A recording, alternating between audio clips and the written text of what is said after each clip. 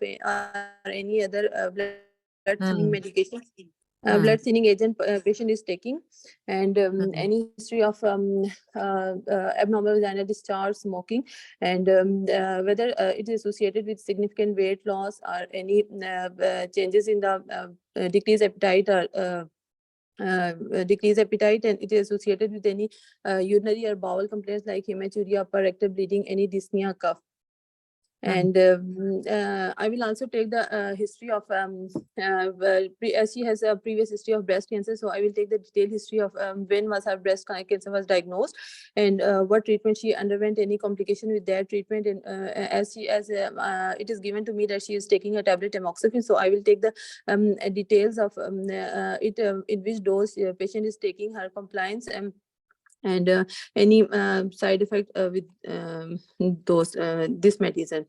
And I will also take the family history of patient, any history of CA breast, CA endometrium, or CA ovary in the patient, and any comorbid, for example, hypertension, diabetes, and also in gynae history, I will take the history of her age of approximate age of menarche, how was her cycle, previously, any history of polycystic ovaries, any history of pap smear, if done, report available or not, and as what is the parity of patient and how she was delivered, any complication in antenatal, intrapartum, postpartum complication, and apart from hypertension and diabetes, any other comorbid like tuberculosis, asthma, or any other significant medical history, any past significant surgical history, family history, especially for CS, and any blood clot in the patient or family, and also any drug allergies and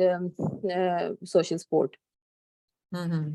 And then I will proceed towards the examination of my patient. I will do the general physical examination, starting from height, weight, and BMI, vitals of my patient with BP, pulse, temperature, respiratory rate, general look of my patient, whether she is anemic, cachectic, or well nourished, and any signs of anemia in the conjunctiva, dorsum of tongue, or palm, and jaundice, whether the patient is jaundice or not, and general look of patient and thyroid examination, any lymph nodes palpable, and cervical or groin lymph nodes palpable, and any positive finding in the heart, chest, or lung. I will do the detailed examination of breast of patient. I will especially examining the previous as she undergone a previous if she undergone a previous surgery, then I will examine the affected breast, and any lymph node or lump in the sad breast or contralateral breast. And on a per abdominal examination, whether it is any abdominal distension, any abdominal mass, if palpable, then details of those that mass dimension, and tender mobility and overlying skin, any concomitant lymph nodes palpable, and any ascites if present or not, and any visceromegaly. And then I will proceed towards the local examination, status of her vulva, vagina, hair distribution, and atrophied vulva, vagina as she is postmenopausal, any abnormal vaginal discharge, bleeding status, and any vaginal induration, any any cervical discharge, or bleeding status of cervix, healthy looking or not, and any lesion found. And on bimanual examination, I will look for uterine size, any tenderness, mobility, and any adnexal mass or any adnexal pathology. And here, then after, I will proceed towards the investigation of my patient. Were you given any finding related with all you mentioned in your examination findings? Madam findings तो उन्होंने नहीं दी थी, अच्छा, वैसे ही ये discussion चल रही थी, नॉट पर्टिकुलर टू स्पेसिफिक, मतलब ये केस तो है ना, वुमन स्ट्रक्चर्ड वाइवा इस तरह से भी चल रहा होता है कि जो आप चीज पूछना चाहो पेशेंट से रिलेटेड वो आपको बता दी जाती है। नहीं मैडम, वो कहती बस आप प्रोसीड करो, और फिर आगे उन्होंने हिस्टोपैथोलॉजी रिपोर्ट दी हुई थी। चलो ठीक है, ठीक है। Then I will move towards the investigation, which includes a general baseline investigation for the general health profile of my patient and some specific investigation. Apart from baseline investigation, I will go for transvaginal ultrasound of my patient. I will specifically look for uterine size, endometrial thickness, and any endometrial pathology, any adnexal pathology, and then I will also do her RFTs, LFTs, as my patient has a previous history of CA breast, and then any biopsy if previously done, report of biopsy available, and my further investigations will depend upon the biopsy and transvaginal scan report. Madam फिर उन्होंने histopathology पे कहा था कि adenocarcinoma of uterus है, endometrium है, तो फिर आप कैसे so this case was very simple and straight forward, वो उसमें कोई कॉम्प्लिकेशन वाली चीज नहीं थी, वरना इसको थोड़ा सा कॉम्प्लिकेट भी किया जा सकता था, जहां पे इंटरवीन करके आपको कोई सिचुएशन ऐसी बता दी जाती, लाइक ऑन स्पेकुलम एग्जामिनेशन और ऑन वेजाइनल एग्जामिनेशन, या उस पे जो हिस्टोपैथोलॉजी है उस पे कुछ ऐसी सिचुएशन होती तो let's proceed it like that, जो कि आपका एग्जाम में हुआ। तो इसके बाद जो ENC की रिपोर्ट थी, जो एंडोमेट्रियल बायोप्सी की रिपोर्ट थी, that was adenocarcinoma, endometrial adenocarcinoma, ठीक है जी। अब आपकी इसमें आगे प्रोसीजर क्या होगा? After getting this report on endometrial biopsy, how you will proceed further? इसमें जाहिर है एक तो काउंसलिंग तो हो जाती है जब आपने ये इन्वेस्टिगेशन की हद तक आपका कंप्लीट हो गया, तो इन्वेस्टिगेशन में आपका DNC तक कंप्लीट हो गया और उस पे आपको ये रिपोर्ट मिल गई, how you will proceed further? Okay Madam, after I get endometrial biopsy report, I will do some other investigations.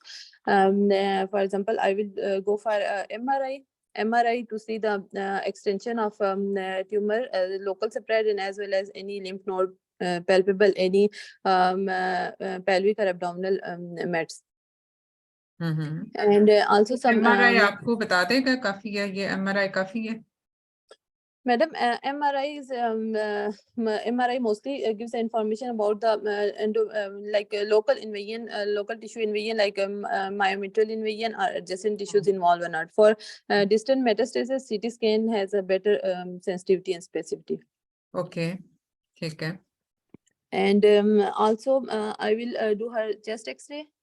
And some anesthesia later workup like ECG, echo. And I will review the previous case history, record of my patient. Like she has CA breast and details of case. Like Medicaid treatment she underwent, what medication she took, and details of surgery and any complication. And then I will emphatically counsel my patient regarding the diagnosis. And then that she is having a CA endometrium, and then for the further management of this patient, I will involve multidisciplinary team, including gynecological oncologist, medical oncologist, breast surgeon, and anesthetist, histopathologist, oncologist, nurse, and counselor. And then in order to then I will discuss with the her primary breast surgeon to whether to stop this tablet tamoxifen or not, or switch to alternative medicine, weighing the risk and the benefits of CA breast recurrence. And then I will basically the treatment of CA endometrium is surgery, exploratory laparotomy. But before I will optimize any comorbid of my patient, I will optimize the general health of my patient, look for her hemoglobin, optimize her hemoglobin, and also do after completing anesthesia workup, anesthesia consultation for the anesthesia fitness, and also I will then I will proceed towards the surgery, depending upon the initial my MRI and CT scan report, the stage and आपको कोई और additional report के बारे में कोई उन्होंने दी थी report कोई भी ये जो आप सारी इन्वेस्टिगेशन करवा रहे हो उसमें कोई भी और रिपोर्टिंग आपको प्रोवाइड की गई थी? मैडम नहीं, उन्होंने बस साथ में उस डिफरेंट स्टेजेस का बता रही थी, अगर ये स्टेज होगी तो फिर आप क्या ट्रीटमेंट लेंगी इसकी, अच्छा, ये stage मतलब होगी तो वेरी फिर सिंपल, जी सही सिंपल जो था। बात है ना, ये बहुत सिंपल वो केस है जी मैडम। जो कि बहुत ही जिसको कहते हैं कि बुकिश वे में चल रहा है। ठीक जी, है, और वो सिनेरियोज पे डिफरेंट हाँ दे रही थी कि सीटी ठीक है, स्कैन पे हाँ ये आया तो वो फिर तो क्या जाहिर है, करेंगे। फिर वो तो उसके हिसाब से है ना कि ये स्टेज होगी जी तो ये करोगे और वो करोगे। जी लेकिन मैडम। बात तो हम इसको कंडीशन कर देते हैं विद द डिफरेंट थिंग्स। अब जैसे फर्ज किया, अब इसमें इस पेशेंट में एमआरआई की क्या रिपोर्ट थी, इसमें टेमोक्सिफन वो कब से ले रही थी, सर्जरी इसकी कब से हुई थी, ये सारी चीजें हैं। उसमें क्वांटिफिकेशन ऑफ ब्लड लॉस क्या था, हीमोग्लोबिन की रिपोर्टिंग क्या थी, आरएफटीज एलएफटीज की रिपोर्टिंग क्या थी, उनमें कोई प्रॉब्लम तो नहीं था। और इसमें आप स्टेजिंग कैसे करोगे, और उसमें जो ऑप्टिमम प्रोसीजर होगा सर्जरी का वो क्या होगा। ठीक है, जी मैडम। तो जी सपोज इसमें अब हम खुद ही इसमें कुछ वो क्योंकि बाकी तो आपका वाइवा बहुत ही स्ट्रेट फॉरवर्ड था, जी तो मैडम। इसमें हम इसको थोड़ा सा कंडीशन कर देते हैं कि she has been on tamoxifen for last 8 years। ठीक है, अच्छा और जी जो उसका आफ्टर हैविंग इसकी इसकी सर्जरी, पहले ब्रेस्ट सर्जरी इसकी हुई थी और उसके बाद टेमोक्सिफन शुरू की थी। जी ठीक है, और उसके after having the surgery for the breast CA, और टेमोक्सिफन ये ले रही है, और amount of blood loss was just moderate at times and her haemoglobin is 10, and on MRI the myometrial invasion is less than 50%, less than half of the myometrium has been invaded by the CA, and there is an echogenic mass within the endometrial canal। ठीक है, okay तो इस scenario के साथ अब how you will proceed further, what you feel like कि इसमें जो है वो पेशेंट को जब आप बताओगे, क्योंकि पेशेंट पूछेगी कि अच्छा ये कैंसर, क्योंकि this is just like breaking the bad news, already जी she had a problem regarding malignancy and now she has ended up with another malignancy, so this will be to break the bad news। और इसमें लेकिन patient का जो सवाल बहुत straight forward होता है, उसमें ये काउंसलिंग स्टेशन के तौर पे भी आपको आ सकता है कि ये यस पेशेंट है तो इसकी आप काउंसलिंग करें या उससे इंफॉर्मेशन लें।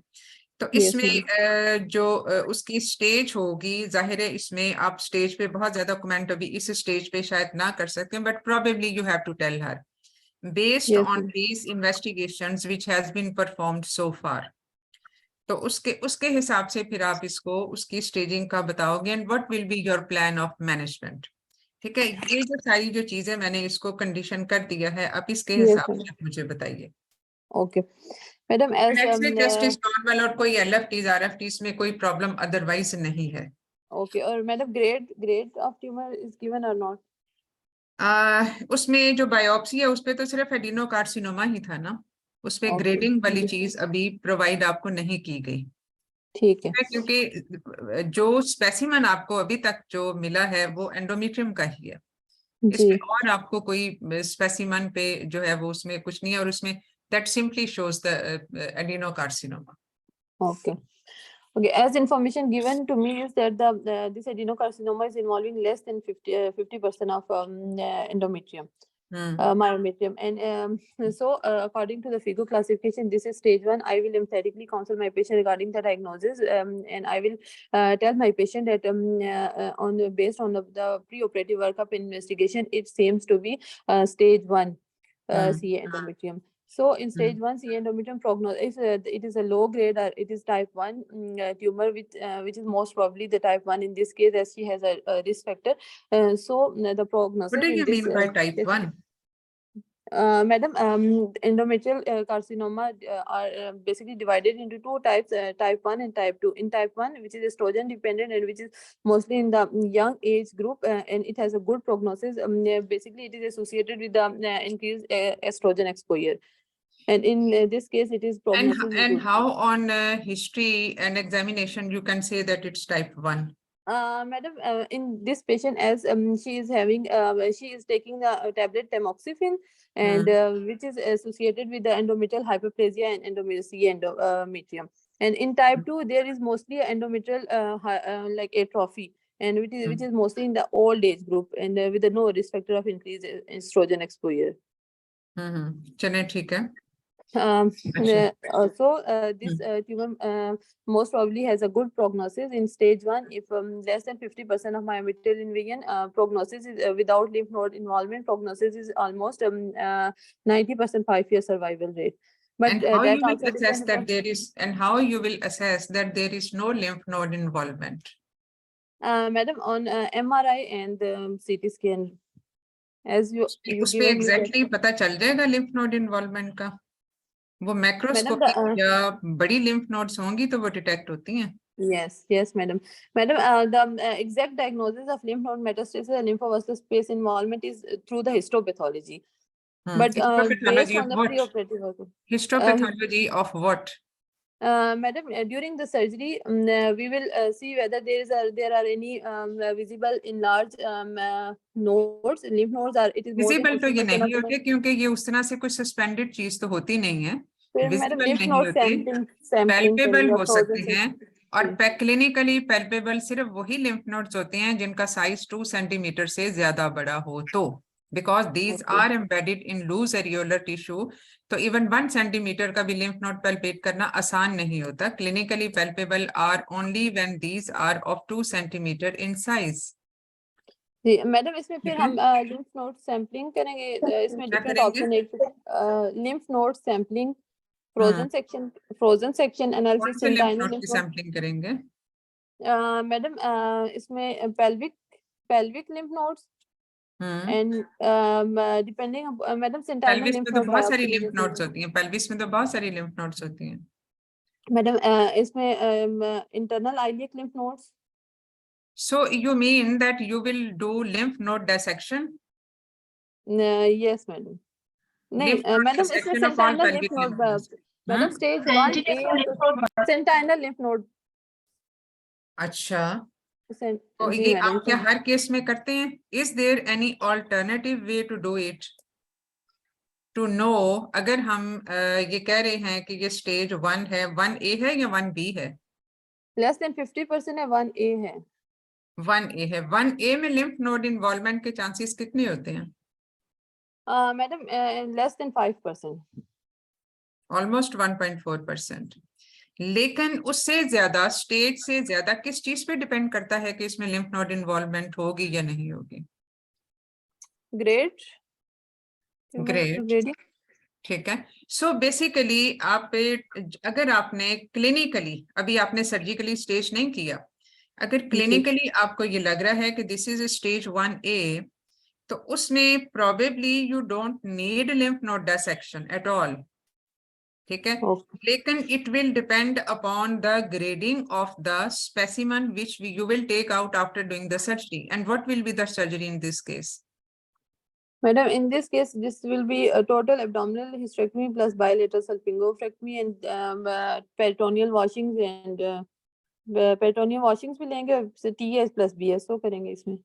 TH BSO, सिंपल आंसर ये है कि TH BSO करेंगे. Being a locally confined disease. ठीक है. अब उसका जो ग्रेडिंग आप आएगी, अब देखो इसमें जो यूट्राइन मैलिग्नेंसीज हैं उसमें बहुत सारी चीजें और होती हैं जो अब डिटरमिन करने वाली होती हैं. डिटरमिन करने वाली ये होती हैं कि जैसे उसकी हिस्टोलॉजिकल टाइप. ठीक है. अब जैसे इसमें एडिनोकार्सिनोमा है, लेकिन एडिनोकार्सिनोमा की आगे से हिस्टोलॉजिकल सब टाइप्स क्या हैं?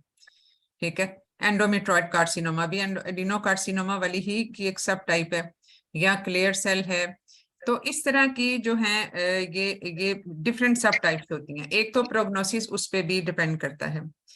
फिर उसके बाद जो दूसरी चीजें होती हैं जो डिटरमिन करने वाली, ये तो हमें सीधा सीधा स्पेसिमन पे ही पता चल जाएगा. एक तो हिस्टोलॉजिकल सब टाइप और उसकी ग्रेडिंग. लेकिन कुछ और चीजें होती हैं जो उसी स्पेसिमेन के ऊपर करने वाली होती हैं, जो एक खास टेक्निक होती है पैथोलॉजी की, इम्यूनोहिस्टोकेमिस्ट्री. ये इम्यूनोहिस्टोकेमिस्ट्री काफी कॉमनली ये की जाती है पैथोलॉजी लैब्स में. तो इसमें जो जेनेटिक मैपिंग होती है वो करना इसलिए भी जरूरी होता है कि इसमें हमने क्योंकि इसको पहले ब्रेस्ट मैलिग्नेंसी हुई, अगरचे now the endometrial CA probably and most probably is due to effect of tamoxifen. लेकिन this is second time that she's, हाँ जी, नहीं मैंने तो नहीं बोल दी. तो ये जो है इसमें ज्यादातर प्रोबेबिलिटी तो टैमॉक्सिफेन ही है as a positive factor, but still अब जो इसमें जो एक लेटेस्ट जो रिकमेंडेशन है कि जब एंडोमेट्रियल सीए फर्स्ट किया, this is a sole malignancy, ये पेशेंट सिर्फ इसमें कोई और मसला ना होता और ये इसमें कोई ट्रिगर भी इसके पास ना होता इसमें, तो फिर भी आप इसमें जेनेटिक मैपिंग जरूर करते हो कि इसमें इसमें जेनेटिक जो बेसिकली प्री डिस्पोजिशन वाले फैक्टर्स हैं जैसे लिंच सिंड्रोम है, तो उसको आपने एक्सप्लोर करना होता है। उसका फायदा ये होता है कि जब आप इसमें एक्सप्लोर कर लेते हैं, then you have to be alert about the secondary malignancies in this patient.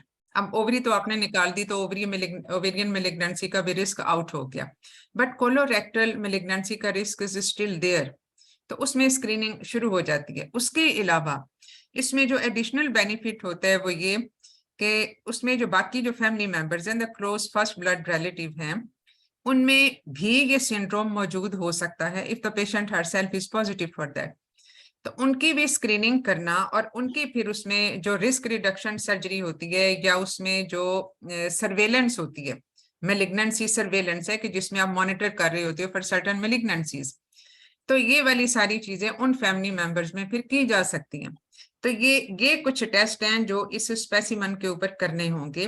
So coming back to the scenario, आपने TH-BSO कर लिया, जब आपने TH-BSO करके उसकी हिस्टोपैथोलॉजी हुई तो उस पे आपने एग्जैक्टली जो इसकी अब सर्जिकल स्टेजिंग इसमें स्पेसिफाई हो जाएगी, क्योंकि अगर हम फीगो की क्लासिफिकेशन पे जाएं तो उसमें जो सर्जिकल उसमें जो इसकी क्लासिफिकेशन का क्राइटेरिया होता है फॉर स्टेज 1A, उसमें डेफिनेटली जो है वो उसमें आ जाता है मायोमेट्रियल इन्वेजन के ऊपर वो बेस करता है, ठीक है, कि उसमें 50% इन्वेजन है या नहीं है, लेकिन हर स्टेज में लिम्फ नोड की इन्वॉल्वमेंट भी एक क्राइटेरिया है ग्रेडिंग के साथ साथ, और बाकी जो लिम्फोवेस्कुलर स्पेस इन्वेजन है वो भी उसमें वो भी सारी चीजें, लेकिन लिम्फ नोड की जो इन्वॉल्वमेंट यानी लिम्फ नोड स्टेजिंग ये बेसिकली कहलाती है।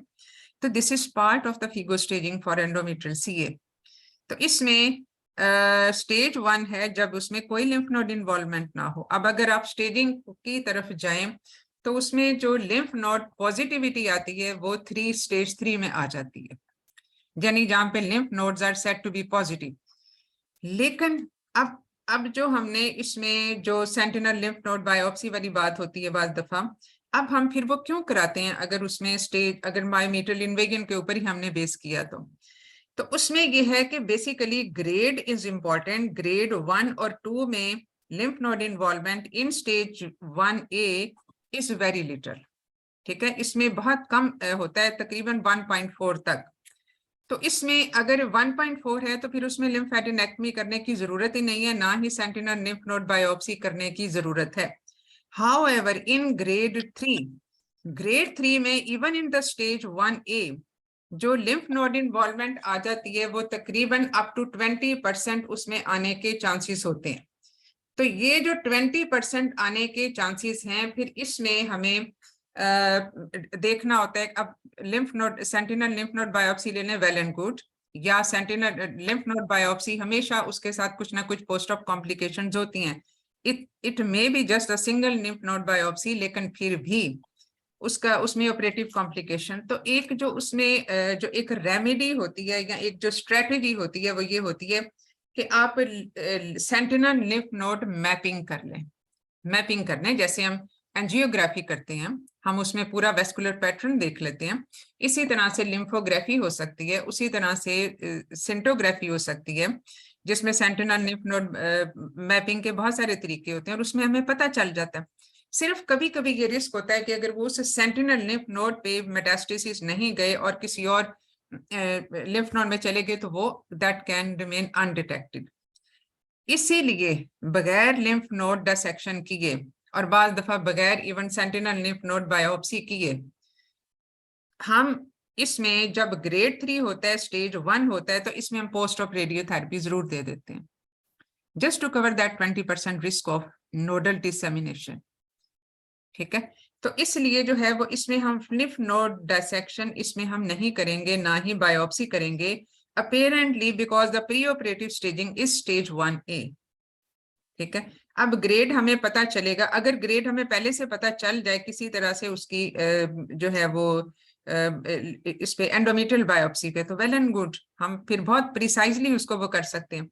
लेकिन अमूमन उस पे ग्रेडिंग नहीं दी होती ऑन एंडोमेट्रियल बायोप्सी, तो इसलिए क्योंकि उसमें हम थोड़ा सा टिश्यू लेते हैं, उसको चेक करते हैं, बाकी जो ग्रेडिंग ज्यादा प्रिसाइजली तो होल स्पेसिमन के ऊपर ही हो सकती है। तो लेकिन ये पता चल जाए तो ठीक है, नहीं तो for grade 1 stage 1A and grade 1 to 2 no lymph node dissection or biopsy or post op radiotherapy, but for grade 3 you have to, ठीक है, तो उसमें फिर आपने इसको करना होता है। तो चलें अब इसमें केस को हम दोबारा से चलाते हैं। तो इसमें आपने कर लिया ये जो है वो उसमें THBSO कर लिया, but you will not do lymph node biopsy या डिसेक्शन या कुछ भी। और उसके बाद जब आपको सैंपल मिलता है तो this is stage 3, sorry stage 3 नहीं, स्टेज 1A एंड ग्रेड 3। अब आप क्या करेंगे and how you will counsel the patient? Okay, so in histopathology, I get the sample of stage 1A with the grade 3. I will emphatically counsel my patient that this is a grade 3 tumor, means that this is a high risk tumor. It has a high risk of recurrence, and also there might be involvement of lymph nodes. So she needs adjuvant treatment apart from surgery. And which is the radiotherapy. So I will involve again I will involve medical and gynecological oncologist, and I will optimize the post-operative health of my patient. And when the patient when after the wound healing in the I will refer the patient to the oncology for the radiotherapy, which in this case is brachytherapy. But before that, I will explain the whole of the procedure, its cost, side effects, and its recovery, post radiation recovery, and the complication to my patient. And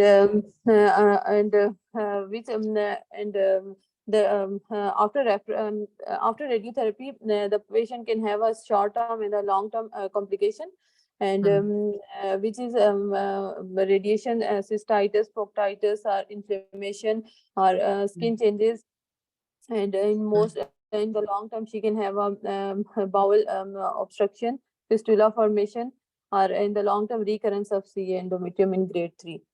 ठीक है, तो follow up आप इसका किस तरह से फिर करते जाएंगे?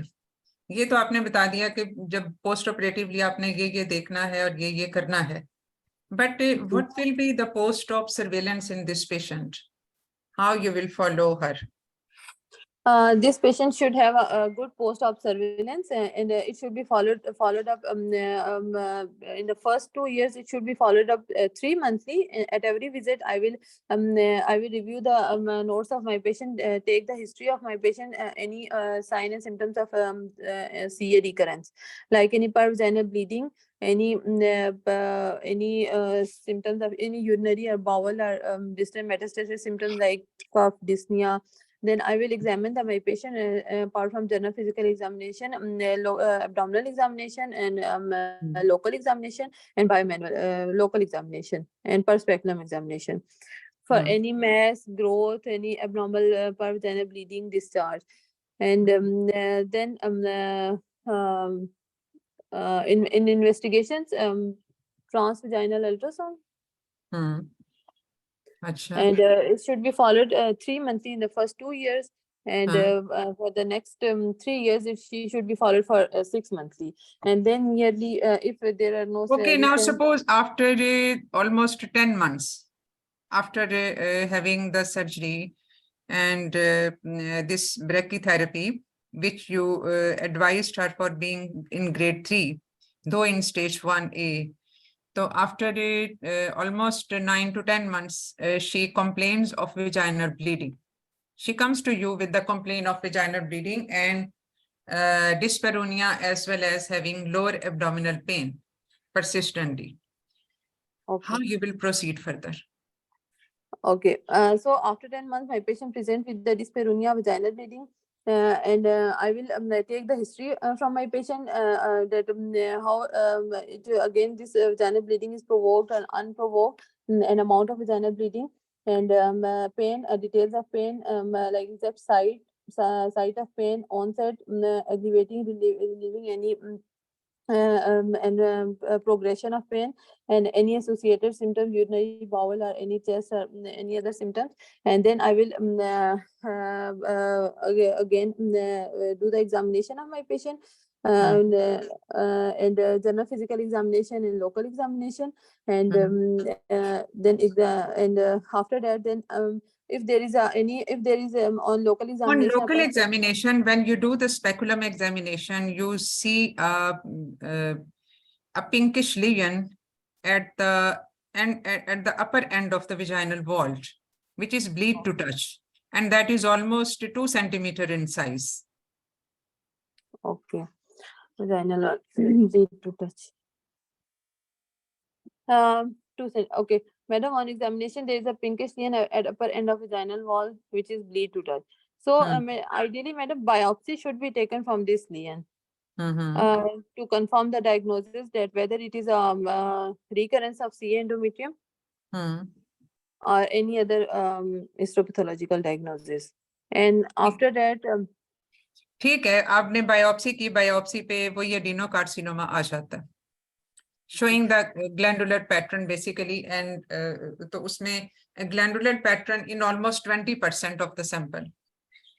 Okay, madam, then I will again emphatically counsel my patient about the tumor recurrence and its further management, involving multidisciplinary team. And as my patient has previously underwent a surgery for CA endometrium, and with no post-op radiotherapy, so I will involvement of medical and gynecological आपने oncologist. इसको brachytherapy दी थी पहले, वो इसलिए कि ये grade 3 में थी. Yes, madam. Okay. Madam, then discuss the further options with my patient, which in this case maybe excision surgery. और इससे पहले कुछ आप वर्कअप कुछ नहीं करवाएंगी? मैडम वर्कअप कराएंगे. Patient, this is a localized mass which is 2 centimeter in size. तो इसमें कोई आपने उसकी जो है वो extent of the disease देखने के लिए कुछ आपने नहीं करवाना, कोई imaging studies or any other test?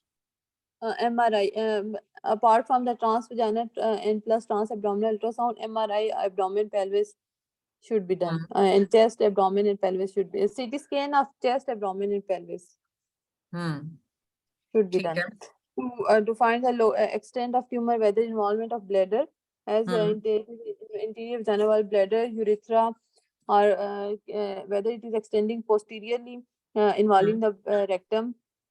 On CT scan, there are few enlarged lymph nodes seen, the para-aortic lymph nodes.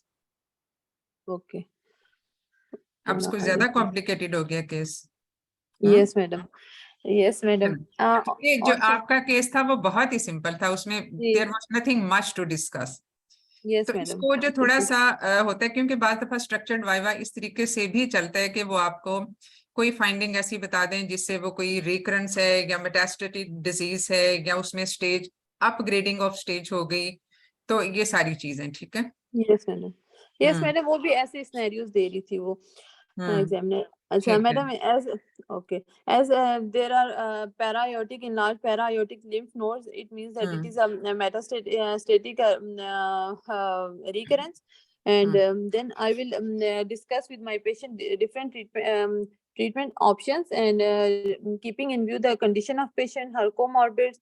And in this case, so palliative treatment can be given to my patient, which can be in the form of chemotherapy or ERBT or chemotherapy. देखो, apparently because on CT आपने सिर्फ para-aortic lymph node आपको मिली है, और ये बाकी जो vaginal recurrence थी वो आपको मिली. बाकी अभी लिवर और ये सब चीजें सब ठीक है, उसमें कोई ऐसा मसला नहीं है. सीटी लंग इज ओके, उसमें कुछ मसला ऐसा आइडेंटिफाई नहीं हुआ. तो now what do you think what the stage it could be? इसको स्टेज कैसे करोगे? मैडम 3C 3 क्योंकि देखो नहीं, जो being अभी on हमने my पहले ही bed, बात की थी कि स्टेज 3 में जाके पेल्विक और पैरा एओर्टिक आ जाती हैं। अब जी और वो भी स्टेज 3C में। जी 3C उससे पहले ये जो है वो उसमें लिम्फ नोड इन्वॉल्वमेंट का, उसमें no lymph node involvement is a part of that staging. जब भी लिम्फ नोड पेल्विक हो या पैरा एओर्टिक हो तो वो स्टेज 3C में आ जाएगी स्ट्रेट फॉरवर्ड। ठीक है। Yes madam. अब इसमें स्टेज 3C2 में अब आ गई पेशेंट, तो अब आपकी स्ट्रेटजी ऑफ मैनेजमेंट इसमें क्या होगी for local recurrence and basically तो अब ये सिस्टमिक वाली चीज हो गई ना, इसमें लोकल रिकरेंस है और उसके साथ साथ डिस्टेंट लिम्फ नोड मेटास्टेसिस है। तो how you will deal with it? पहले केमोथेरेपी इसकी देंगे सर्जरी भी हुई और इसके साथ इसकी जो है वो रेडियोथेरेपी भी हुई थी। Madam. Chemotherapy as it is a distinct metastatic disease, stage 3C. Chemotherapy alone और इन कॉम्बिनेशन, या फिर उसको कि एक एडजुवेंट थेरेपी के तौर पे, कीमोथेरेपी अलोन और as an adjuvant therapy. Madam, as it is a widespread metastatic disease, so with the multiple treatment, like if we give radio plus chemo, the morbidity of patient would be increased. So we can Why chemo radio? Why not chemo alone? Chemotherapy, yes madam. मैं कह रही chemo, अगर radiotherapy और chemo दोनों देंगे तो फिर morbidity, side effect, अब देखो कॉम्प्लिकेशन। जहां पे, क्योंकि अगर ये सिर्फ लोकलाइज्ड है to the vagina and the paraaortic lymph nodes are involved, इसमें अब हम, आपने पहले बात की थी पेल्विक एक्सेंट्रेशन की भी। पेल्विक एक्सेंट्रेशन हम क्यों करेंगे जबकि ब्लैडर भी इन्वॉल्व नहीं है और इसमें रेक्टम की भी इन्वॉल्वमेंट नहीं है। There are no specific symptoms as regard to these visceral involvements. कोई distant metastasis, otherwise organ metastasis नहीं है, सिर्फ लिम्फ नोड मेटास्टेसिस हैं। तो इसमें आप पेल्विक एक्सेंट्रेशन क्यों करोगे? मैडम अगर इसमें लिम्फ नोड्स अगर इन्वॉल्व ना होते, पैरायोटिक सिर्फ विजाइनल नहीं, जो हम तो इसी सिनेरियो की बात कर रहे हैं ना। इसी सिनेरियो में लोकल रिकरेंस है और उसके साथ साथ पैरायोटिक लिम्फ नोड इन्वॉल्वमेंट है, but there is no other involvement. यानी इसमें स्टेज 3 में तो आता है कि इसमें लोकल या रीजनल स्प्रेड है, इसमें लोकल रीजनल स्प्रेड वाली चीज आ जाती है। ठीक है। तो इसमें हम इसको, जो इसकी लोकल रिकरेंस है, लोकल रिकरेंस में तो हमें पेल्विक एक्सेंट्रेशन को हम बाईपास कर सकते हैं। देखो कैंसर की जो ट्रीटमेंट है, जो मेलिग्नेंसी की ट्रीटमेंट है, उसमें हम कोई भी ऐसी चीज नहीं करते जिससे पेशेंट की quality of life grossly empire हो जाए। And if that local recurrence can be dealt with properly, या उसमें जो है वो उसको हम लोकली कर सकते हैं सर्जरी से या रेडियोथेरेपी से, तो why not to do that? Why to go for pelvic exenteration? Yes, madam. In this case, when paraiotic lymph nodes are involved, so chemotherapy would be a better option.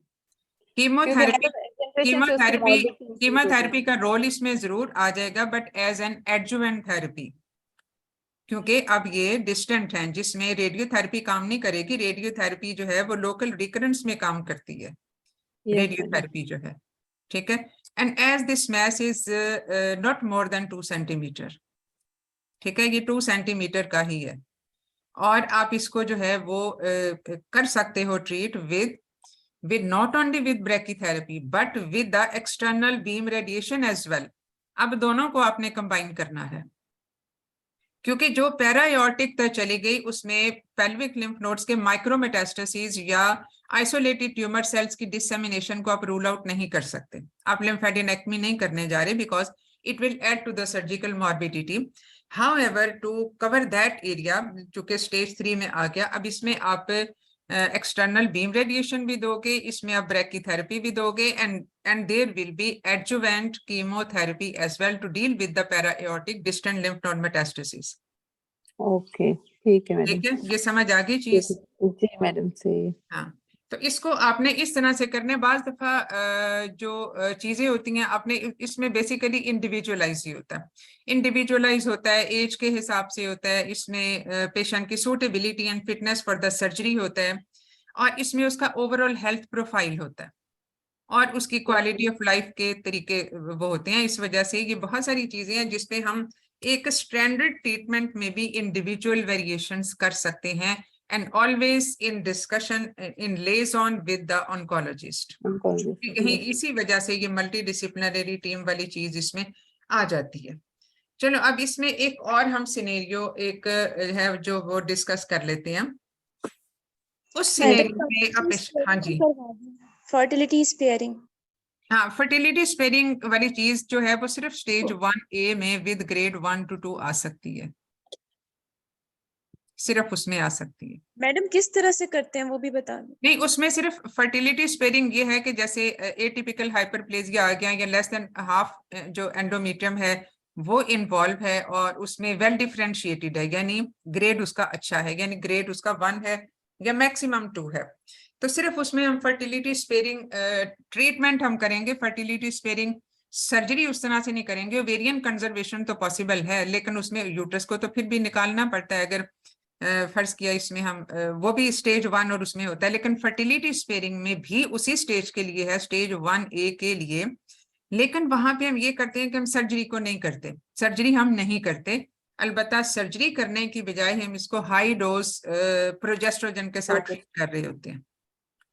और ये young patient में बाज दफा endometrial CA of good grade 1 और stage 1A के साथ हम कर रहे होते हैं। इवन एटिपिकल हाइपरप्लेजिया भी जहां यंग एज में आ जाता है, जिसमें up to 50% can be invasive CA, तो वहां पे भी हमने हाई डोज प्रोजेस्ट्रोजन के साथ उसको देना होता है। लेकिन उसमें फिर सारी उसकी सर्वेलेंस ऑनवर्ड मॉनिटरिंग बहुत जरूरी होती है, because if failure to treatment तो फिर उसमें डेफिनेटली फिर हमें सर्जरी की तरफ जाना पड़ता है।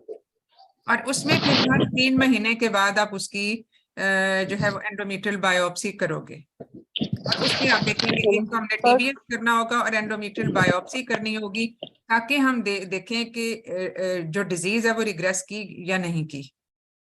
मैडम बायोप्सी तो हम जब atypical hyperplasia like we are considering atypical hyperplasia तो उसमें कर रहे हैं। मैं कैंसर मतलब स्टेज 1 मैं उसकी बात कर रही हूँ, मैं एंडोमेट्रियल सीए की, हम इस वक्त एंडोमेट्रियल सीए को डिस्कस कर रहे हैं। जी madam, endometrial CA stage 1A with less than half of the endometrium, no lymph node, जिसमें जाहिर lymph node involvement नहीं होती, no lymphovascular space involvement, and there is जो है वो उसमें मतलब और उसका कोई रिस्क फैक्टर ऐसा नहीं है, कोई फैमिली प्रीडिस्पोजिशन नहीं है, जो जेनेटिक प्रीडिस्पोजिशन वाली बात होती है, मतलब ऐसी फैमिली हिस्ट्री उसकी नहीं है।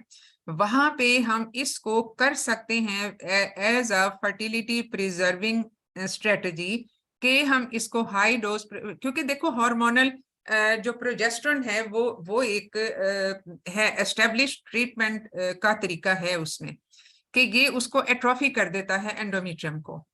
तो जो हाइपरप्लेजिया हुआ होता है या इवन एंडोमेट्रियल सीए बहुत अर्ली स्टेज वाला, जो पहली स्टेज वाला है, उसी में हम ये पॉसिबली कर सकते हैं। स्टेज 1A ग्रेड 3 आ गया या उसके बाद आगे कोई भी स्टेज, उसमें तो ये पॉसिबल ही नहीं है। तो ये सिर्फ स्टेज 1 और उसमें लो ग्रेड वाली सिर्फ उसी में करेंगे। और अगर histological subtype is not serous and not clear cell, उसमें भी नहीं, चाहे वो स्टेज 1A में भी हो। तो हिस्टोलॉजिकल टाइप स्टेजिंग और उसमें उसकी ग्रेडिंग और उसमें लिम्फोवैस्कुलर स्पेस इन्वॉल्वमेंट और उसके बाकी सारी इमेजिंग स्टडीज के साथ उसका क्राइटेरिया फुलफिल करके high dose progesterone maximum for 6 months, उसके बाद एवेल्युएट करोगी 3 महीने बाद, 6 महीने बाद कोई रिग्रेशन ऑफ डिजीज नहीं हो रही, गो फॉर द सर्जरी। मरीज की जान जो है वो उसकी फर्टिलिटी से कम प्रेशियस नहीं होती। तो life saving is a top priority. ठीक है मैडम इसमें मायरीना का रोल होगा? मायरीना बिल्कुल हम रख सकते हैं जहां पे patient is not that much compliant for the oral therapy और there are certain side effects of the high dose progestogens. Mirena is one of the, लेकिन मायरीना में थोड़ी सी लो डोज जाती है, लेकिन मायरीना का मैक्सिमम इफेक्ट एंडोमेट्रियम के ऊपर हो रहा होता है। तो मायरीना जो है वो आप बिल्कुल दे सकते हैं। बायोप्सी फिर कैसे करेंगे यार 3 months के बाद? फिर ये हमेशा एक सवाल होता है कि अगर हमने मायरीना इंसर्ट कर दी तो उसमें बायोप्सी हम कैसे करेंगे। उसमें एक्चुअली होता ये कि आपने टीवीएस पे एंडोमेट्रियल थिकनेस देख लो, सब एंडोमेट्रियल ब्लड फ्लो देख लो। This is a shortcut to endometrial biopsy at 3 months. After 6 months you have to take out the Mirena and then you have to definitely you have to do the endometrial biopsy. ठीक है, देखो जब आप endometrial thickness देखते हैं तो endometrial thickness is just one thing, आप उसमें उसकी रेगुलरिटी ऑफ द एंडोमेट्रियम भी देखते हैं। वो इरेगुलर तो नहीं है, कहीं पे एंडोमेट्रियल थिकनेस कम, कहीं पे ज्यादा, कहीं पे पॉलीपॉइडल तो नहीं है। तो उसके साथ साथ फिर आपने उसको करना होता है। और सब endometrial blood flow is an other very important marker for possible carcinogenesis, मतलब उसमें जो मेलिग्नेंसी का है वो भी एक पैरामीटर होता है। तो इरेगुलर एंडोमेट्रियम और इसके अलावा उसकी एंडोमेट्रियल थिकनेस का ज्यादा होना, सब एंडोमेट्रियल ब्लड फ्लो का ज्यादा होना after 3 months on TVS as detected on TVS will be the bad prognostic signs. तो उसको फिर कंफर्म करो, टेक आउट द मायरीना, उसको कंफर्म करो by biopsy and then go ahead. ठीक है, थैंक यू मैडम। चलो जी, अब हम एक और सिनेरियो डिस्कस कर लें जो मैं आपको बताऊं कि क्या है। उसमें रियल केस है। उसमें patient who is 40 years of age has multiple fibroid uterus and there is heavy bleeding but not consistently, not in every regular, मतलब वो नहीं है। She is nullipara otherwise and multiple fibroid, but somehow she denies the surgery for it, though it has been recommended for her.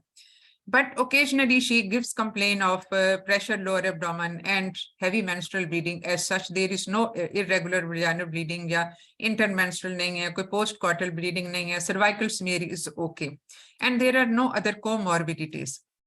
Then she has menopause at the age of 50.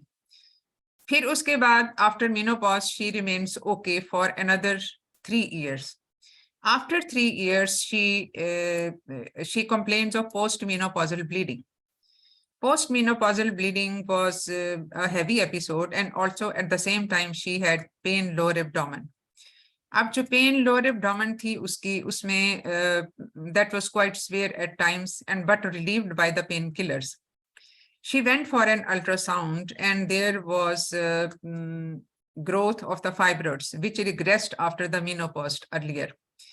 Or now the uterus size was up to 18-week size, which previously was up to 14-week size.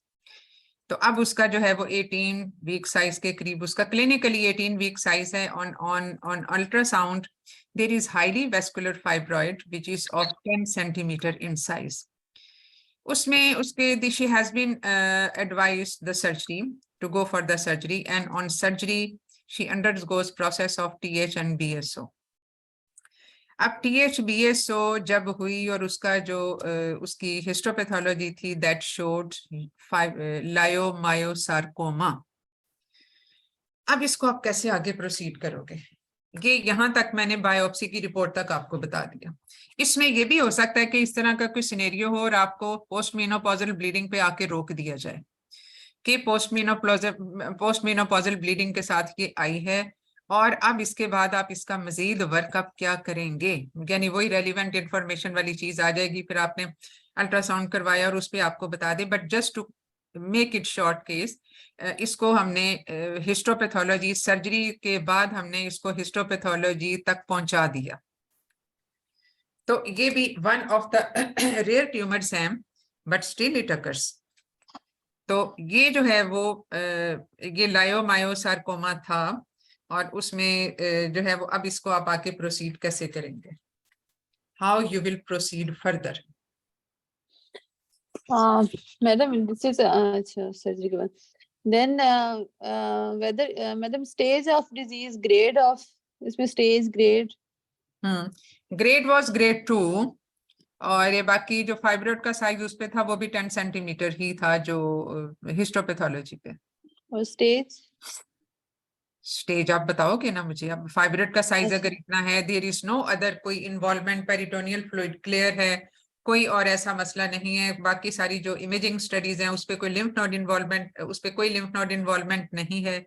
Apparently जो CT scan हुआ और ये सारा कुछ हुआ और उसमें LFTs RFTs every other thing is okay. Okay, madam. So this is stage 1 disease and grade 2, stage 1 and grade 2. Stage 1 grade 2 तो है, लेकिन stage 1 जो लायोमायोसार्कोमा होते हैं उसमें भी जस्ट लाइक इन द एडिनोकार्सिनोमास, उसमें भी स्टेज 1A और 1B की तरह इसमें भी स्टेज 1A और 1B होता है। तो इज इट स्टेज 1A और 1B? Madam, I think less than 7 centimeter is stage 1 and more than 7 centimeter 5 centimetre का होता है, so she will be stage 1B, और ये है विद ग्रेड 2। अब इसमें आगे इसका फॉलो अप या सर्वेलेंस क्या होगी पेशेंट की? Madam madam I am not sure, but इसमें शायद वही 3 मंथली और 6 मंथली फॉलो अप करेंगे फिर। क्योंकि देखो अब इसमें आपने एक केस तो खैर प्रिपेयर किया और वो सारा कुछ, अब लेकिन ये इस तरह के अनयूजुअल केसेस बिल्कुल आ सकते हैं। यस मैडम, ये एक्चुअल केसेस होते हैं। अब ये जो मॉर्सिलेशन ऑफ फाइब्रॉइड ऑन लेप्रोस्कोपी जो मना की गई है, वो इसी खतरे की वजह से मना की गई है, जो फीगो ने उसको बेंड वो कर दिया, फोरगो कर दिया है कि इसमें आप मॉर्सिलेशन ना किया करें, क्योंकि इसमें इंसिडेंटल जो सारकोमास होते हैं उनकी डिसेमिनेशन का रिस्क होता है। तो sarcoma risk is always there. तो अब इसमें जो इसकी फर्दर सर्वेलेंस है वो उसी तरह से ही होगी जैसे हम स्टेज 1 एडिनोकार्सिनोमा में करते हैं, यानी वही 3 to 6 मंथली हम इसमें इसको फॉलो करते जाएंगे, और उसमें इमेजिंग स्टडीज भी होंगी, उसके साइन सिम्टम्स भी होंगे, क्योंकि फॉर स्टेज 1B अब हमें इसमें फर्दर, चूंकि इसमें नोडल इन्वॉल्वमेंट बहुत कम होती है, and that is not the part of staging of जो है वो इसमें भी जो स्टेज 2 में जाके कहीं इसमें पेल्विक लिम्फ नोड्स का जिक्र आता है। अदरवाइज इसमें स्टेज 1B में कोई लिम्फ नोड इन्वॉल्वमेंट उसका पार्ट ऑफ स्टेजिंग नहीं है, और ना ही इस पेशेंट में थी। तो इसमें हमारी जो सर्वेलेंस है वो उसी तरह से चलेगी। अब ये पेशेंट जो है who just had surgery and no other problem, तो इसमें she was totally asymptomatic for at least 2 years after the surgery. Then 2 years later on she again complained of acute lower abdominal pain. And when she went for the imaging studies, there was a mass of 10 centimeter in size in the region of the vaginal vault. अब हम क्या करेंगे? And this was a highly vascular mass, though it was in stage 1B initially, जिसपे कोई radiotherapy की जरूरत नहीं थी, कोई कीमोथेरेपी की जरूरत नहीं थी। But there are no distant metastases. अब इस पेशेंट में distant metastasis नहीं है, और इसमें कोई लिम्फ नोड इन्वॉल्वमेंट बाकी भी नहीं है, कोई पैरायोर्टिक या पेल्विक लिम्फ नोड इन्वॉल्वमेंट नहीं है, as tested by the imaging studies. क्योंकि देखो जो इमेजिंग स्टडीज इसमें सीटी स्कैन तो होता ही है, लेकिन पेट और सीटी स्कैन को कंबाइन करके जब हम करते हैं तो इसकी सेंसिटिविटी स्पेसिफिसिटी बहुत बढ़ जाती है। तो उसमें हम एग्जैक्टली हम मेक आउट कर सकते हैं कि इसमें lymph node involvement, and there is no lymph node involvement. तो अब इस पेशेंट में जो हम करेंगे वो क्या करेंगे? अब mass is highly vascular mass and is of 10 centimeter in size. Do you think primary surgery will be an option or adjuvant therapy will be? हाँ, कीमोथेरेपी इसमें देंगे। कीमोथेरेपी अब इसमें हम कीमोथेरेपी देंगे। कीमोथेरेपी देके फिर उसके बाद जब डाउन साइजिंग हो जाएगी मैस की, तो फिर हम उसकी सर्जरी करेंगे, because the mass is there. जो क्योंकि मैस का ज़ाहिर नेक्रोसिस होगा, वो बिल्कुल गायब तो नहीं होगा, लेकिन उसका साइज बहुत कम हो जाएगा। और एडिशनल बेनिफिट जो होगा, जैसे हमने पहले भी मैलिग्नेंसीज में किया, जैसे हम ओवेरियन में भी करते हैं और बाकी उसमें भी, कि हम पहले उसको डाउन साइज कर लेते हैं बाय प्री ऑपरेटिव कीमोथेरेपी, और जब वो डाउन साइज हो जाता है और लेस वेस्कुलर हो जाता है तो फिर हम इसमें इसका जो रेजिडुअल मैस है वो हम उसको निकालेंगे, because luckily the patient did not have distant metastasis. And this is the actual case scenario just to sensitise you about the other types of malignancy as related to the uterine tumors, कि इसमें ये भी हो सकता है। Madam brachytherapy का role कहाँ होता है फिर? जी, ब्रेकीथेरेपी का रोल? ब्रेकीथेरेपी ये तो इंट्रा एब्डोमिनल है, इसमें विजाइनल, अगरचे विजाइनल वॉल से ही है, लेकिन इसमें ब्रेकीथेरेपी से रोल होगा क्योंकि ये कीमो सेंसिटिविटी इसकी ज्यादा होती है, तो ये कीमोथेरेपी में इसका रोल ज्यादा होगा। जो प्योरली एडिनोकार्सिनोमास है उसमें डिस्टेंट मेटास्टेसिस में हम देते हैं कीमोथेरेपी, लेकिन for the local recurrence of adenocarcinomas उसमें ब्रेकीथेरेपी का ज्यादा रोल हो जाएगा। ठीक है। मैडम अगर इसका 10 सेंटीमीटर अब इसमें यही चीज है कि जब हम सैंपल भेजते हैं, सैंपल इसीलिए इसमें जो रेडिकल हिस्टेरेक्टमी का रोल आ जाता है कि अब जाहिर है पेरेंटली ये एक ट्यूमर है जो सिर्फ आपको फाइब्रोइड ही लग रहा है, वो कोई उसकी कोई degeneration necrosis at the time of surgery नहीं है, क्योंकि अगर as per going back to the surgical notes तो उसमें the parent was just like a fibroid. बाकी जो सॉफ्टनिंग और थोड़ा बहुत नेक्रोसिस होता है सेंटर में वो तो नॉर्मली बाज दफा हो जाता है इन अ बिग साइज फाइब्रोइड, लेकिन अदरवाइज उसमें कोई डिसएमिनेशन या लोकल इन्वेजन या लोकल स्प्रेड मेटास्टेसिस उस तरह की कोई चीज उसमें नहीं थी। लेकिन यही चीज है ना कि उसमें एक इंसिडेंटल फाइंडिंग मिली सार्कोमा की, और उसके बाद फिर उसकी रिकरेंस भी हो गई जो थोड़ा सा अनयूजुअल था भी स्टेज 1 भी, उसमें जाहिर कम ही होती हैं चांसेस, खासतौर पे जब कोई और मेटास्टेसिस भी नहीं है। तो लेकिन जब हम एंडोमेट्रियल सी एडिनोकार्सिनोमा में जब हम सर्जरी करते हैं तो we should be a little bit more careful to remove the adjacent parametrium safely ताकि इसमें हमें नेगेटिव मार्जिन्स मिले, क्योंकि जहां पे पॉजिटिव मार्जिन हो वहां पे चाहे लिम्फ नोड इन्वॉल्वमेंट और ग्रेड उसका कम भी हो, यानी अगर फर्ज किया ये एडिनोकार्सिनोमा का जो हम केस पहले डिस्कस कर रहे थे, अगर फर्ज किया इसकी हिस्टोपैथोलॉजी पे मैं ये बताती कि इसमें ग्रेड 1, इसका ग्रेड 1 है और myometrial invasion is less than 50% of myometrium, तो और लेकिन उसके जो मार्जिन्स हैं दैट आर नॉट क्लियर, यानी उन मार्जिन्स में भी आपको जो आइसोलेटेड ट्यूमर सेल्स हैं उनकी इन्वेजन्स है, तो still that patient was in need of brachytherapy and teletherapy दोनों। तो उसमें दोनों तरह की जो रेडियोथेरेपी है हमें वो देनी पड़ेगी, क्योंकि again the risk of micrometastasis in the lymph nodes can not be ruled out at all, जो कि हमें डिटेक्ट तो नहीं होते, और जो कि अब चाहे 1.4% ही उसमें रिस्क हो for the nodal dissemination, but still it can be.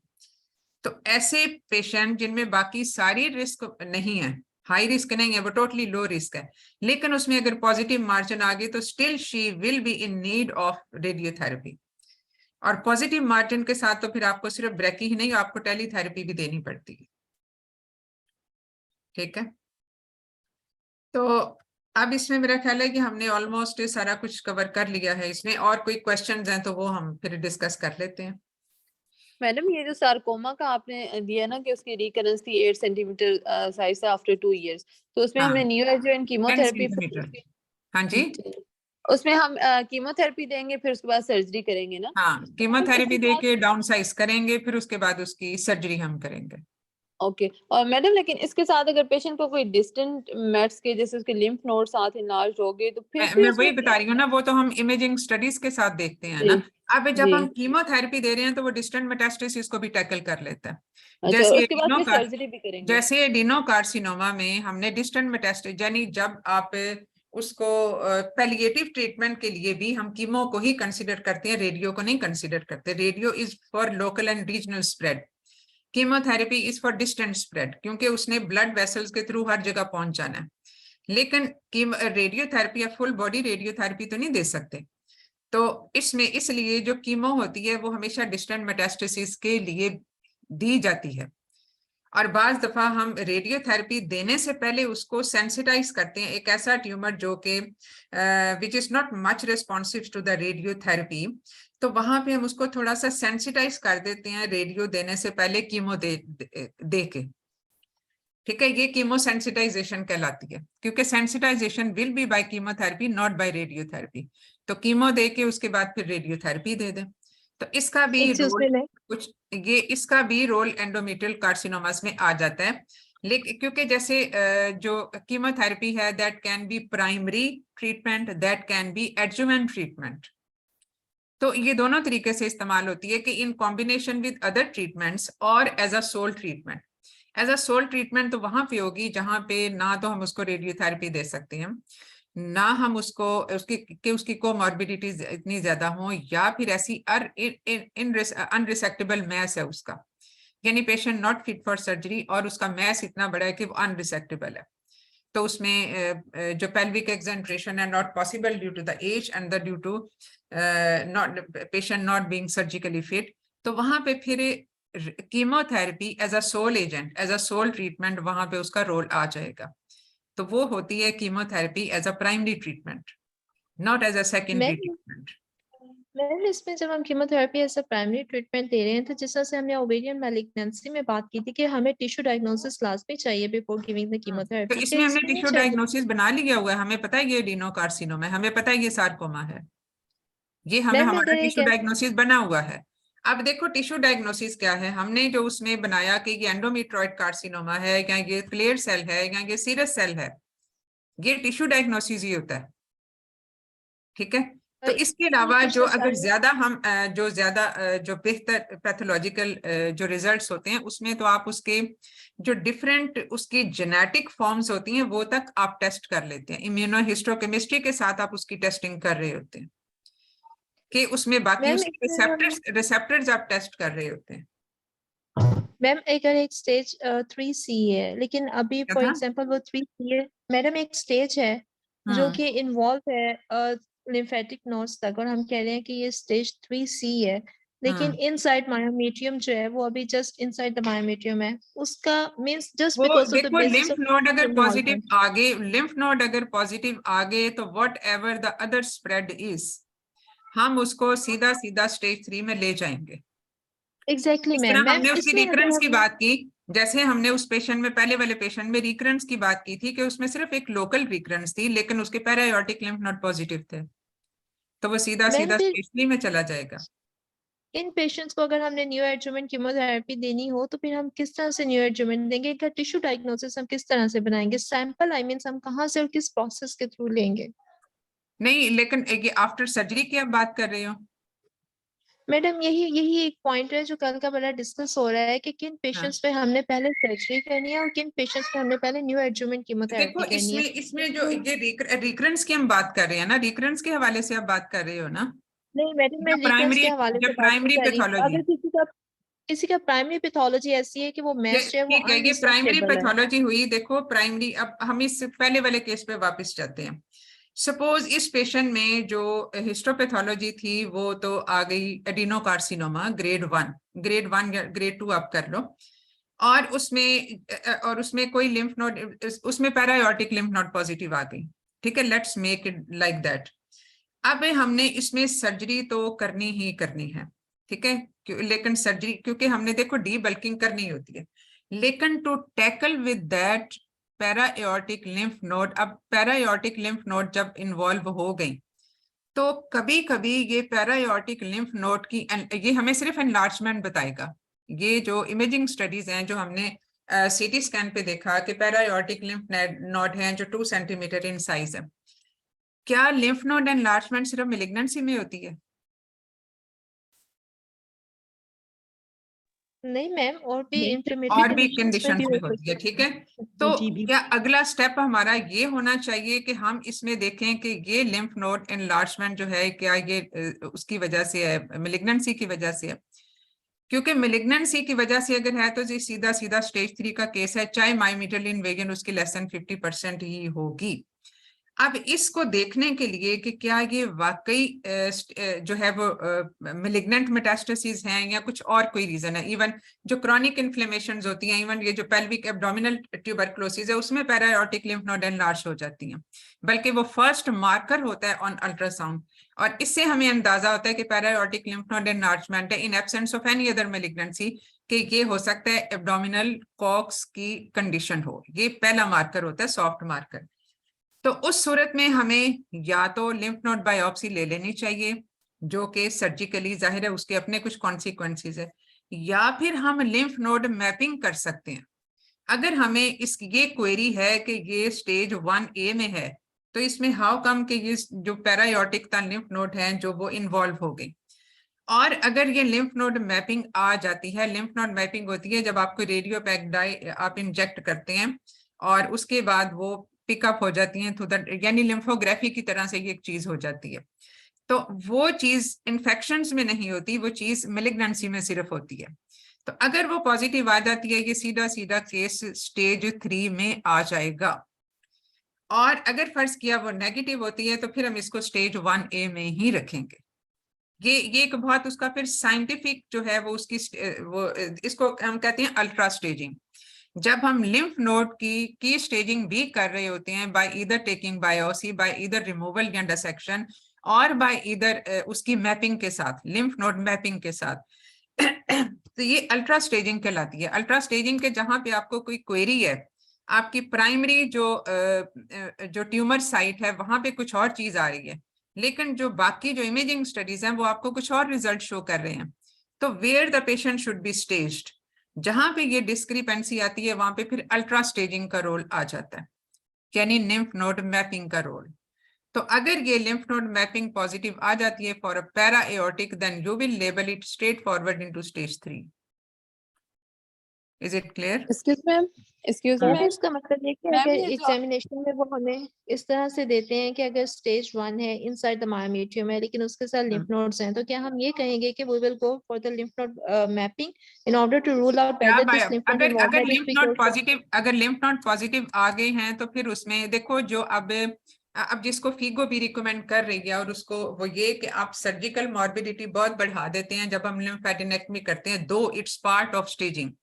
तो इसलिए कि जो यूट्राइन मेलिग्नेंसी की जो स्टेजिंग, एंडोमेट्रियल सीए की जो स्टेजिंग है, उसमें हर एक में लिम्फ नोड का जिक्र है, वो स्टेज 1 से लेके आखिर तक हर एक में लिम्फ नोड पॉजिटिव है या नेगेटिव है उनका जिक्र है। तो वो तभी हम उसको स्टेज करेंगे जब हमने लिम्फ नोड को भी देखा होगा।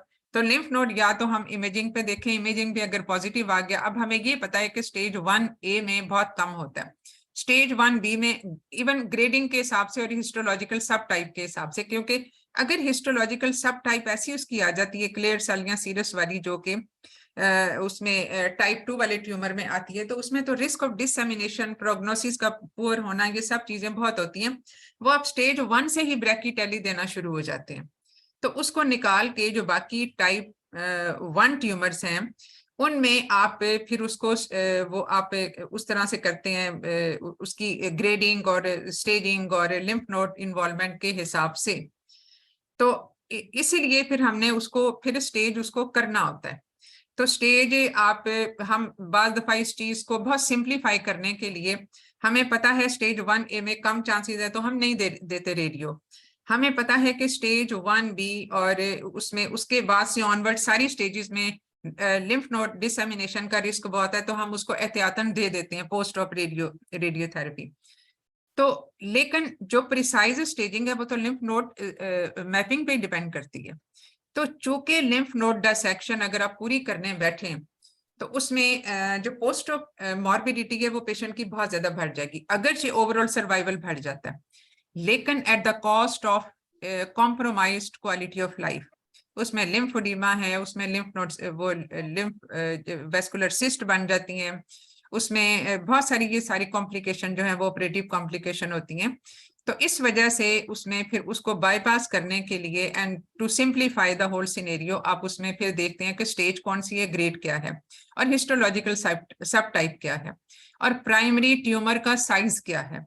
इन सारी चीजों पे फिर आप बेस करते हैं कि हम इसको पोस्ट ऑप रेडियो दें या ना दें।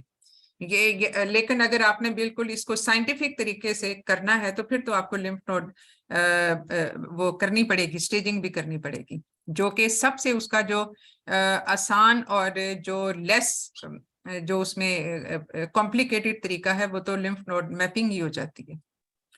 ठीक है मैडम, ये जो patient ड्यूरिंग आता है सर्जरी आपने इम्यूनोहिस्टोकेमिस्ट्री का जिक्र किया था, हाँ जी, मैडम इसका मैंने पूछना था कि ये कैसे करते हैं और इसमें हम क्या देखो ये देखते तो हैं? पैथोलॉजिस्ट ही करते हैं, हम पैथोलॉजिस्ट तो नहीं है, लेकिन इम्यूनोहिस्टोकेमिस्ट्री इज अ टेक्निक जो आपको एग्जैक्टली बता देती है उसकी ग्रेडिंग, उसकी स्टेजिंग, उसकी सेल टाइप, उसके सारी चीजें, जो कि आम उसमें जो सेल टाइप, खास तौर पे जो सेल टाइप होती है और सेल्स का पैटर्न क्या है, ये सारी चीजें बहुत प्रिसाइज बताती है। उसके बगैर आप सिर्फ एटिपिकल सेल्स ही लेबल कर रहे होते हैं। इसलिए हर अच्छी लैब जो बायोप्सी करती है वो इम्यूनोहिस्टोकेमिस्ट्री के साथ ही उसको करती है।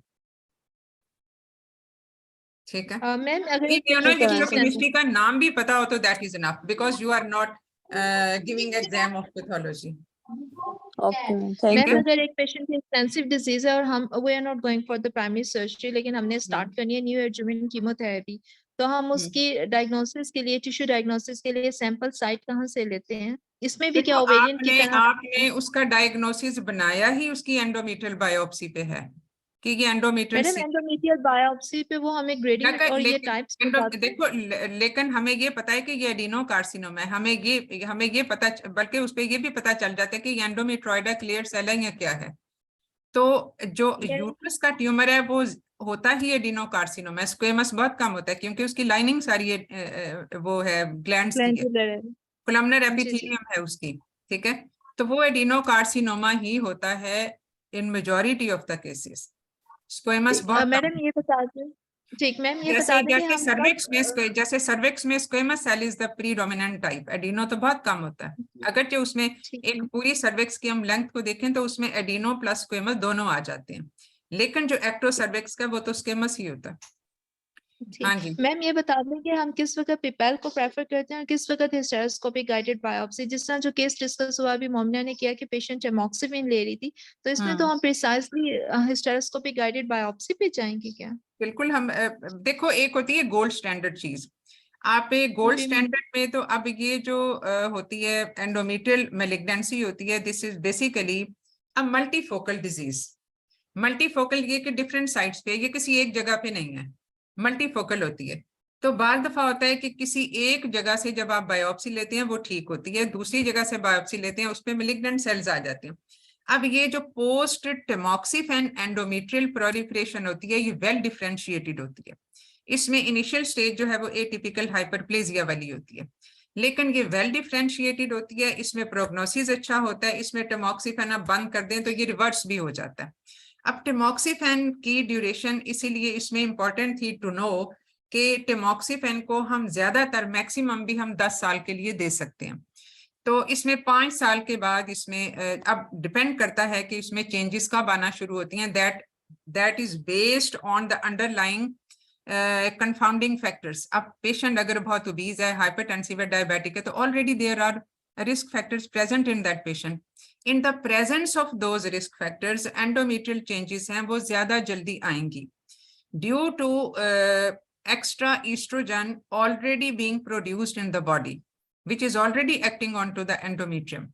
यही वजह है कि हम ओबेसिटी को, डायबिटीज मेलाइटिस को और हाइपरटेंशन को कॉर्पस कैल्सियम सिंड्रोम में भी लेबल करते हैं, क्योंकि ये तीनों कोमॉर्बिडिटीज वो हैं जिसकी मौजूदगी में एक्स्ट्रा एस्ट्रोजन बन रही होती है।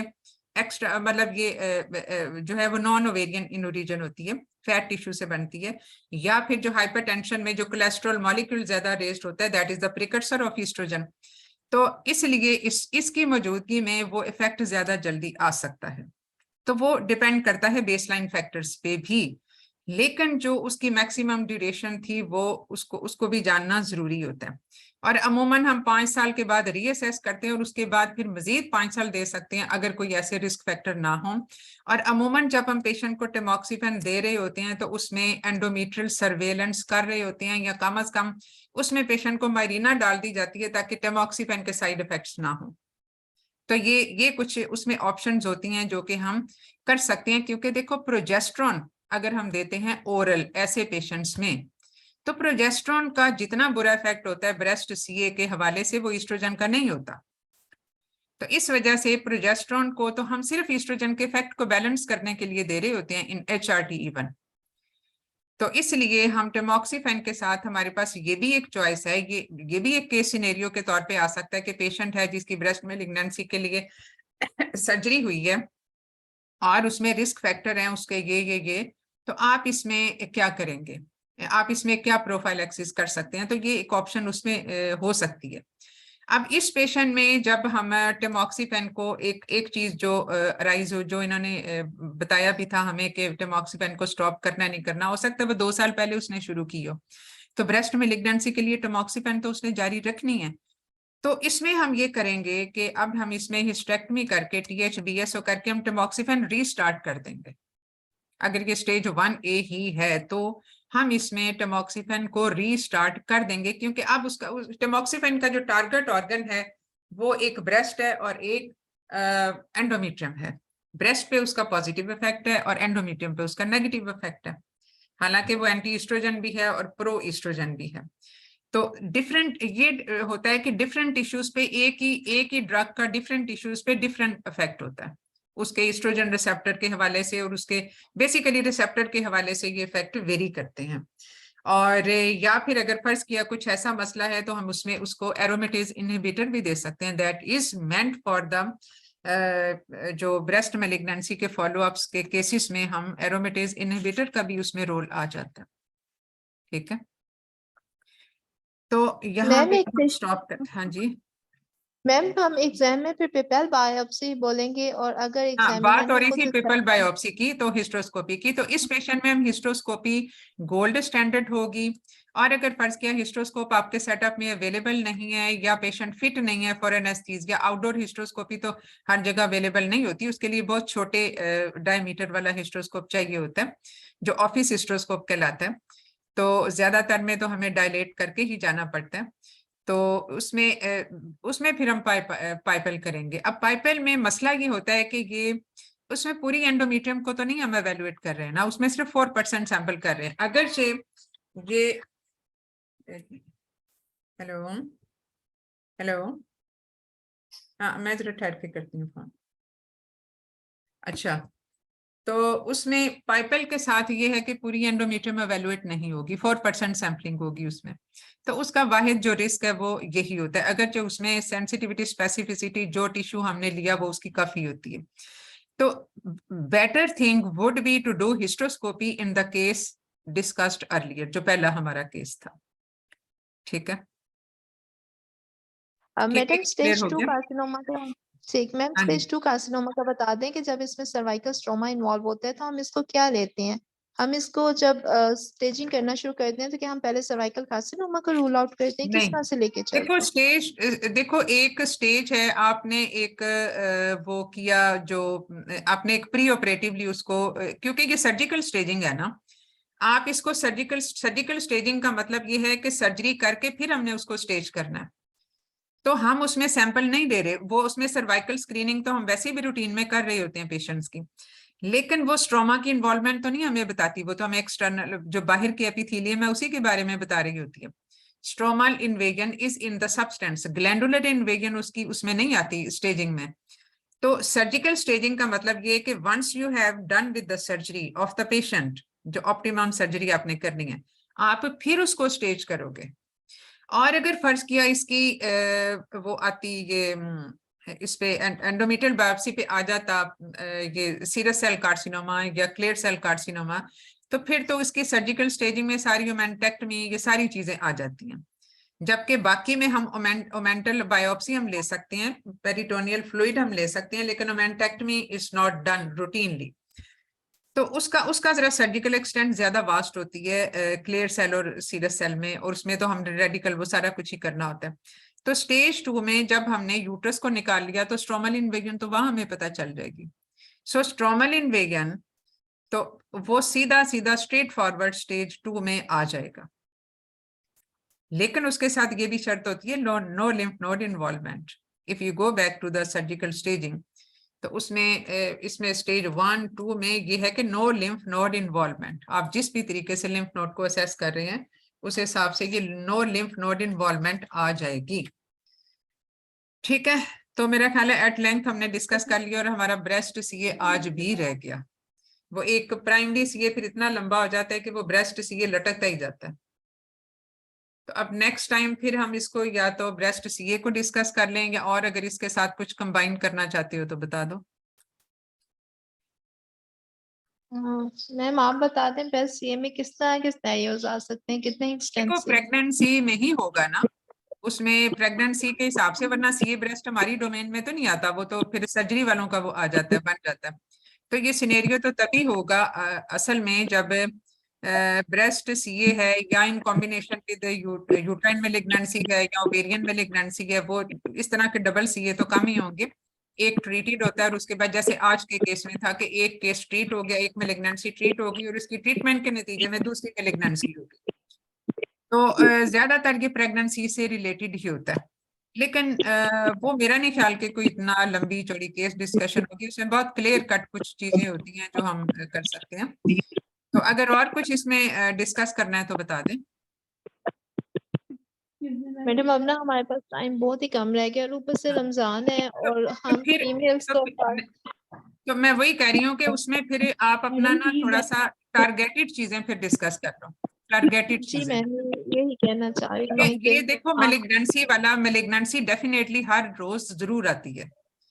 मेलिग्नेंसी वाला पूरा डोमेन जो है ये जरूर आता होता है, हर रोज आता है, मतलब जितने ये होते हैं टॉक्स वगैरह, इसमें एक स्टेशन मस्ट इसका होता है।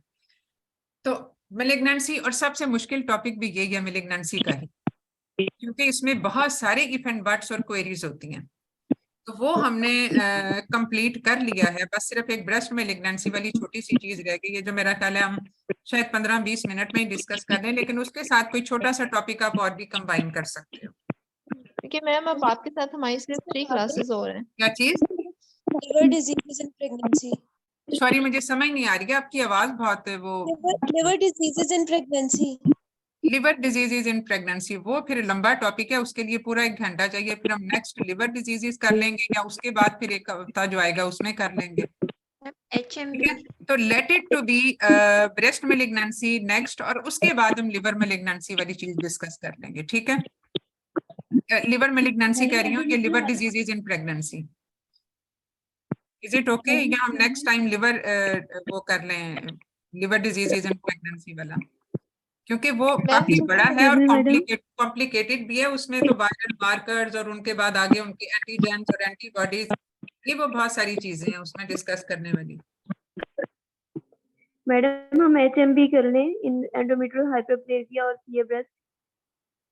बेटा ये तो हमने आज ही डिस्कस किया है। HMB तो ज़ाहिर किसी भी फॉर्म में, और प्री इन्वेजिव स्टेज जो है वो एंडोमेट्रियल हाइपरप्लेजिया ही होती है। तो आप चाहते हो कि इसमें डिफरेंट, चलो ठीक है, फिर next time breast malignancy plus जो एंडोमेट्रियल हाइपरप्लेजिया के नतीजे में HMB होता है, हम वो फिर डिस्कस कर लेंगे। Is it okay for all?